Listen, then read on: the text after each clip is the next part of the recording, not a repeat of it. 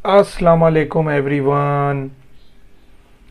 नई training video के साथ आपके सामने हाजिर हैं। और जैसा कि आपने हमारी पुरानी वीडियोस भी देखी होंगी, उसमें भी हम टूल्स के बारे में डिस्कस कर रहे थे। आपको मैंने बहुत सारे टूल्स सिखाए थे और उम्मीद है कि आप लोगों ने उनको ट्राई भी किया होगा, और थोड़ी बहुत जो कन्फ्यूजन होती है वो दूर भी हो गई होगी।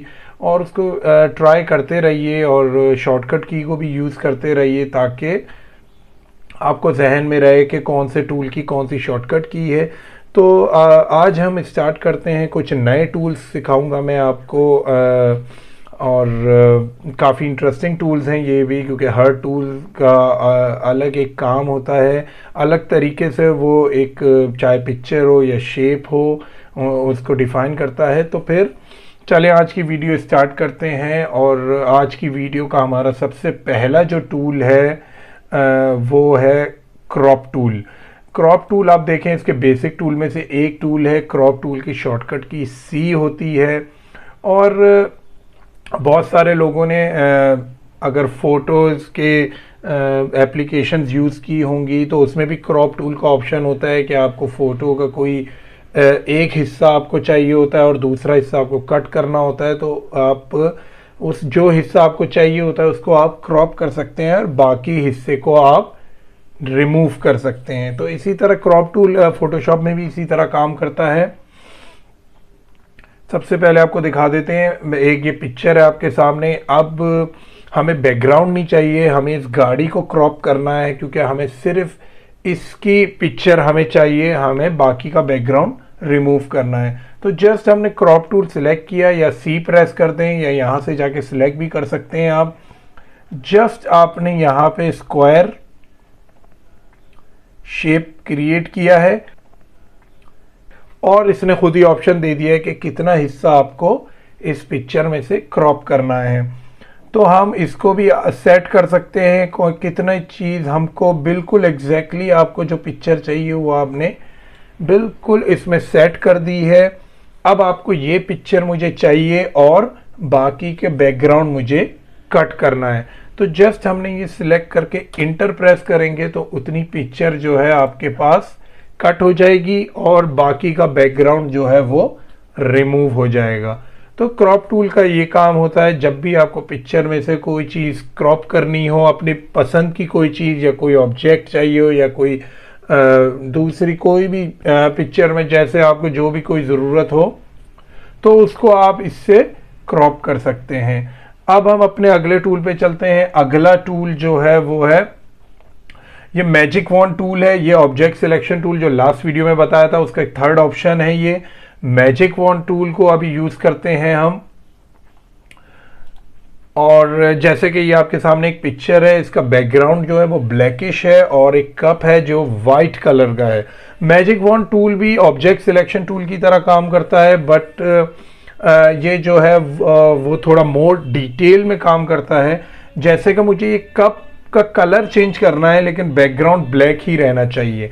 अब सबसे पहले मैंने मैजिक वॉन्ड टूल को सिलेक्ट किया, मैंने इस पर क्लिक किया। अब देखें इसने बहुत सारी चीज़ें सिलेक्ट कर ली हैं और बहुत सारे पार्ट को कप के सिलेक्ट नहीं किया है। वो इसलिए नहीं किया है क्योंकि जो सेम कलर के पिक्सल थे इसने वो सिलेक्ट कर लिए हैं, और कुछ शेड्स हैं जो ये वाइट के सिलेक्ट नहीं कर सका। जैसे यहाँ पे टॉलरेंस रेट है, इसको इंक्रीज करने से वो ज़्यादा शेड जो है वो पिक करेगा, और कम करते हैं तो ज़्यादा स्ट्रिक्ट हो जाता है वो।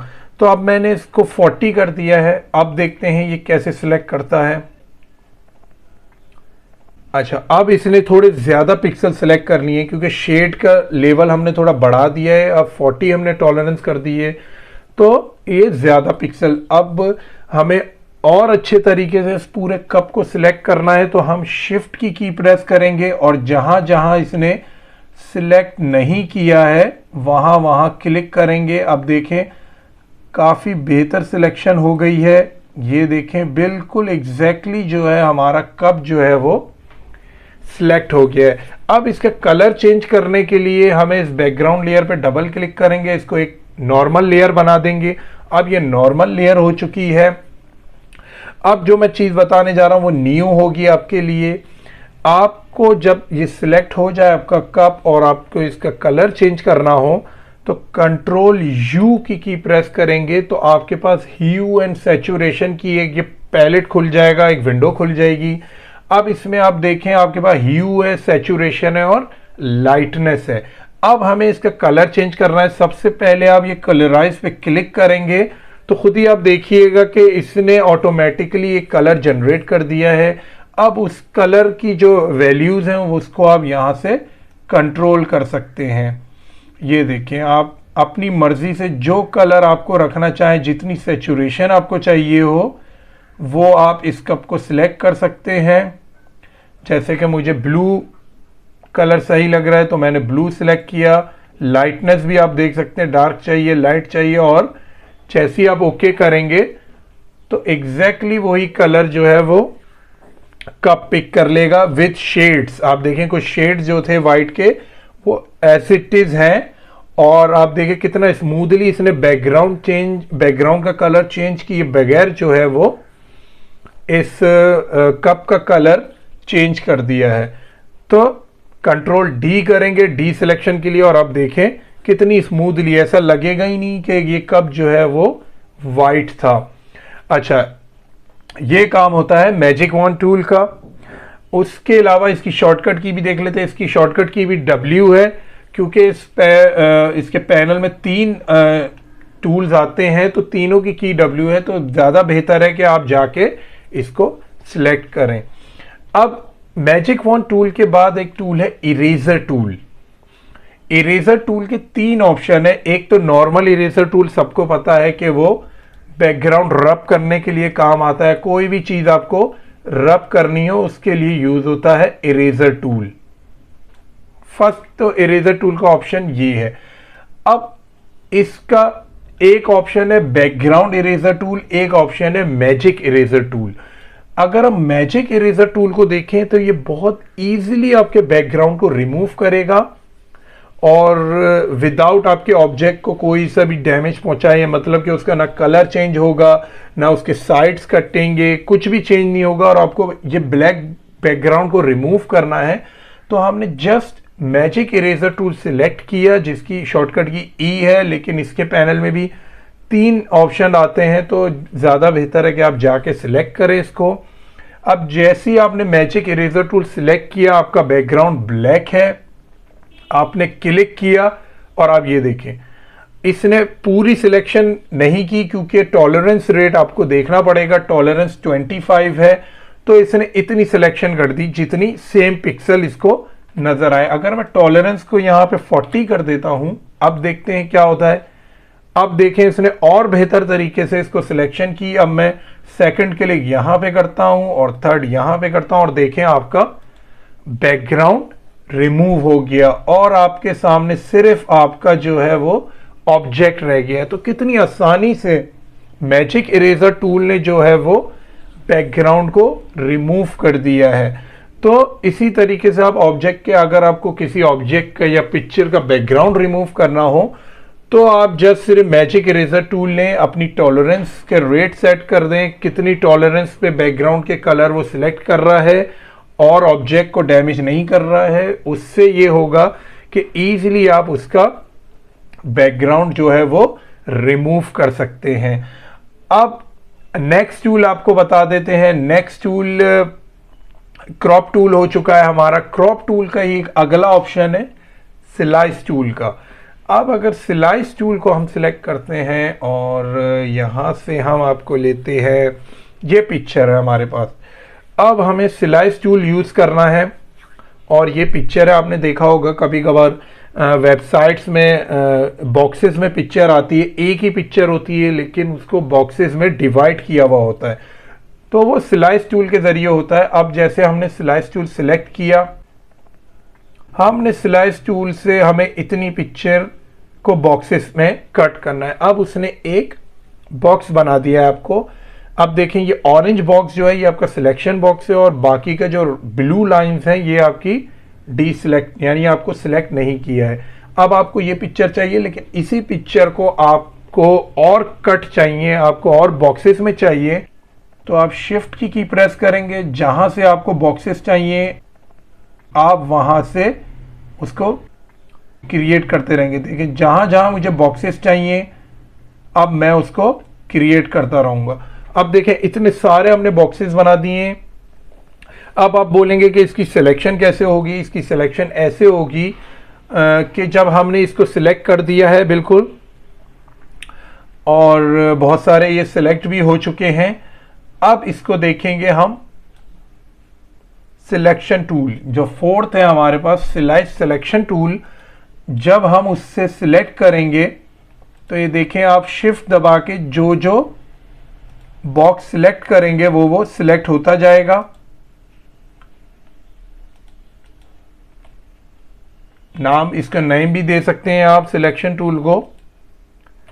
तो जब आपने ये सारी सिलेक्शन कर दी है, देखें आपकी बिल्कुल सिलेक्ट कर दिए मुझे कौन कौन से बॉक्स चाहिए, कौन कौन से बॉक्स नहीं चाहिए। उसके बाद आप देखें यहां पे आ जाएंगे, राइट क्लिक करेंगे और क्लिक करेंगे डिवाइड स्लाइसेस पे। जब आप डिवाइड स्लाइसेस पे क्लिक करेंगे तो यहाँ आपके पास एक हॉरिजॉन्टल का भी ऑप्शन है, यहाँ पे आप इसको इंक्रीज कर सकते हैं। देखिए 34 कर दिया मैंने, 3 रखा है।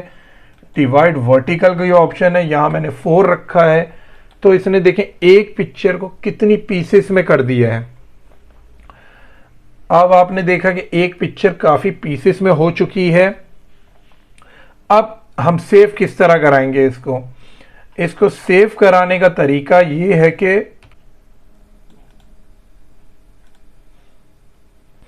तो सबसे पहले आप जाके फाइल में जाएंगे और इसको एक्सपोर्ट में जाकर इसको करेंगे सेव फॉर वेब। जब आप सेव फॉर वेब करेंगे तो ये आपको दिखा देगा कि कौन सी पिक्चर आपको सिलेक्ट करनी है और कितनी पिक्चर आपको डीसिलेक्ट करनी है। तो सबसे पहले अगर आप ये पूरी पिक्चर को सिलेक्ट कर लेंगे, पूरी पिक्चर सिलेक्ट है और जो चीज़ें आपको नहीं चाहिए वो आप शिफ्ट से को प्रेस करेंगे। जो चीज़ें आपको नहीं चाहिए वो आप शिफ्ट को प्रेस करेंगे और उसको डीसिलेक्ट कर देंगे। फर्ज करें मुझे ये सारी पिक्चर्स जो हैं वो नहीं चाहिए, मुझे सिर्फ जो है वो ये हिस्सा जो मेरे पिक्चर का जो मैंने सिलेक्ट किया हुआ है मुझे वो चाहिए। अब मैं इसको सेव कराऊंगा। सेव इसको हम डेस्कटॉप पे ही कर लेते हैं सेव, या फिर माय पिक्चर्स में जाकर इसको सेव पिक्चर्स में कर लेते हैं इसको सेव। अब ये सेव हो गया है। अब हम देखते हैं इसको, ये रहा इमेज का फोल्डर एक क्रिएट हो गया आपके पास। और अब ये देखिए उसने उसी पिक्चर को जो नॉर्मल एक पिक्चर थी हमारे पास उसको वेब के लिए उसने पीसेस में इसको कट कर दिया है। तो स्लाइस टूल का ये काम होता है, एक पिक्चर को आपको कितनी पीसेस में और कितने साइज के पीसेस चाहिए उसमें वो स्लाइस करता है। अब स्लाइस टूल की शॉर्टकट की भी सी है, क्योंकि ये क्रॉप टूल का ही एक सब टूल है, तो बेहतर है कि आप जाके इसको सिलेक्ट करें। अब नेक्स्ट टूल है हमारे पास फ्रेम टूल। फ्रेम टूल क्या करता है वो भी मैं आपको दिखा देता हूं। हम एक नया डॉक्यूमेंट क्रिएट करते हैं। फ्रेम टूल नाम से ही आपको लग रहा होगा कि किसी चीज को फ्रेम में करना होगा, तो आपके लिए यूज होगा ये। अब जैसा कि मैंने एक फ्रेम क्रिएट किया, मुझे एक तस्वीर चाहिए और उसका साइज मैंने डिफाइन कर दिया। यहाँ पे आप देखें विड्थ और हाइट में साइज भी आ रहा है। तो हमने एक रैंडम साइज का जो है एक फ्रेम ले लिया है हमने। अब आप देखें आपके पास ये स्क्वायर नुमा एक बॉक्स क्रिएट हो गया है, ये आपका फ्रेम है। और आप चाहते हैं कि आपकी जो पिक्चर हो या ऑब्जेक्ट हो जो भी हो वो इस फ्रेम के अंदर आपको डिस्प्ले हो, बाकी आउट ना हो। तो अब हम एक पिक्चर कॉल करते हैं।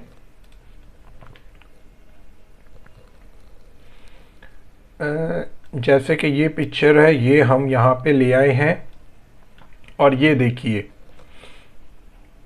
ये आपका फ्रेम था।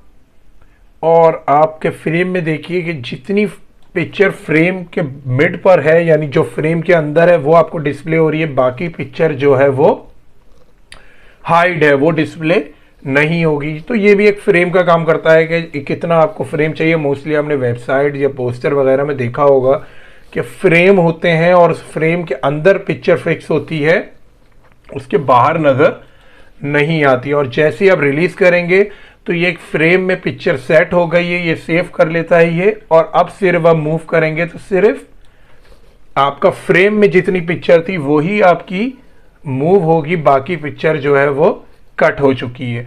तो ये इस तरीके से आपको जितने फ्रेम चाहिए हो और उसमें जितनी पिक्चर्स का कौन सा हिस्सा आपको चाहिए हो जो कि डिस्प्ले होना चाहिए, ये फ्रेम टूल उसका काम करता है। और हम आगे बढ़ते हैं और आपको थोड़ी सी और एक टूल मेरे पास और है, वो भी मैं आपको बता दूं। इरेजर टूल हमने पढ़ लिया, मैजिक इरेजर टूल हमने पढ़ लिया। बैकग्राउंड इरेजर टूल क्या होता है? बैकग्राउंड इरेजर टूल ये होता है कि जैसे आप ये आपको नजर आ रहे होंगे, सनफ्लावर नजर आ रहे होंगे, इसका बैकग्राउंड वाइट है, लेकिन आप चाहते हैं कि इसका बैकग्राउंड जो है वो हम ग्रे कर दें। हमने बैकग्राउंड रिमूव करना देखा, अब हम बैकग्राउंड का कलर चेंज करना है। मतलब कि सनफ्लावर एज इट इज रहें और बिल्कुल उनके बॉर्डर को भी कोई नुकसान ना हो, कोई कलर चेंज ना हो, और हम वाइट की जगह कोई ग्रे या कोई रेड या कोई दूसरा कलर हम ले आए। तो वो किस तरीके से ला सकते हैं? हमने जो है वो सिलेक्ट कर लिया है बैकग्राउंड इरेजर टूल।